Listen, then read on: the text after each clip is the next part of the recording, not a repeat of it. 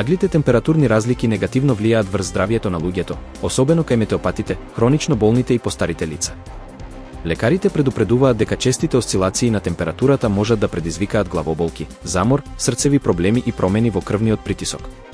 Според медицинските експерти, ваквите временски промени го зголемуваат ризикот од настинки и вирусни инфекции, бидејќи организмот нема доволно време да се прилагоди.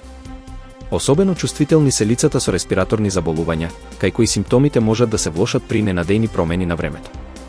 Најдобра заштита е одржување на стабилен дневен режим, хидратација и соодветна исхрана која ќе го зајакне имунитетот. Лекарите препорачуваат и редовна физичка активност, како и избегнување на стресни ситуации што дополнително можат да влијаат врз здравствената состојба.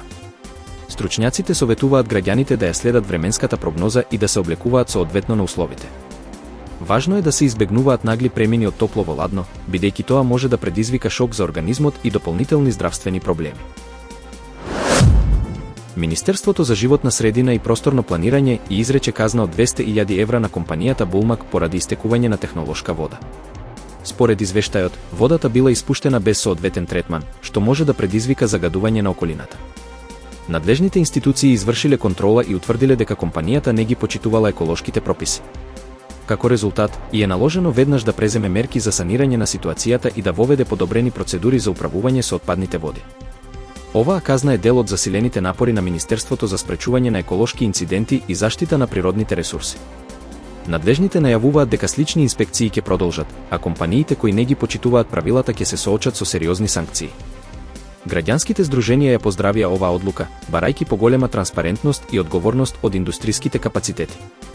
Според нив, само со строги казни и редовни контроли може да се намали влијанието на индустријата врз животната средина. Председателот на Република Српска, Милорад Додик, призна дека израелските власти го прогласиле за непожелна личност. Според неговите зборови, оваа одлука е поврзана со наредбата за апсење издадена против него во Босна и Херцеговина. Додик изјави дека ова не е одлука на Израел како држава, туку на одредени структури во тамошните институции. Тој нагласи дека ваквите потези се дел од меѓународен притисок против него и политиката што ја води во Република Српска. Предходно, Додик доби обвинение за непочитување на одлуките на Уставниот суд на Босна и Херцеговина, пошто против него беше покрената постапка. Според босанското правосудство, неговите активности се спротивни на уставниот поредок на земјата. И покрај ваквите случувања, Додик останува на ставот дека нема да се повлече од својата политика. Тој тврди дека неговите односи со Израел остануваат стабилни и дека оваа одлука нема да влијае врз неговите дипломатски активности.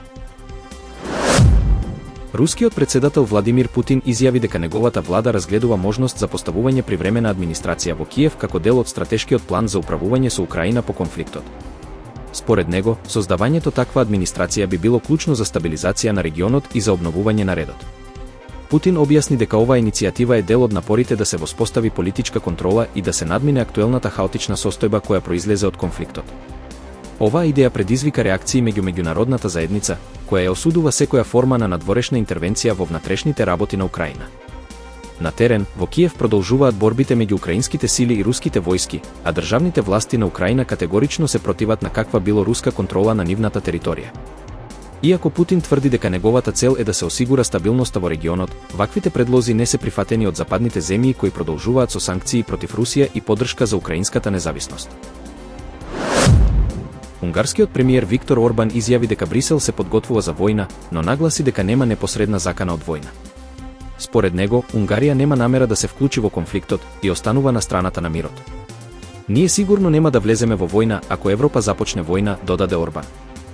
Тој истакна дека не постои непосредна закана за напад на членка на НАТО и дека подготвувањата за војна се обично политички потези со цел да се иницираат воени дејствија. Во моментот, според Орбан, се прават политички подготовки за длабоко вклучување во конфликтот, но тој смета дека тоа не треба да се одразува на секојдневниот живот на граѓаните. Орбан увери дека унгарските семејства не треба да се грижат или да преземаат дополнителни мерки, бидејќи ситуацијата во моментов не налага таква потреба. Тој додаде дека, иако политичкиот притисок може да се зголеми, Унгарија останува посветена на мирот и стабилноста во Европа. Сепак, иако Унгарија останува надвор од конфликти, Орбан нагласи дека Европа мора внимателно да се однесува на глобалната сцена и да избегне влечење во војна која би можела да доведе до нови геополитички тензии.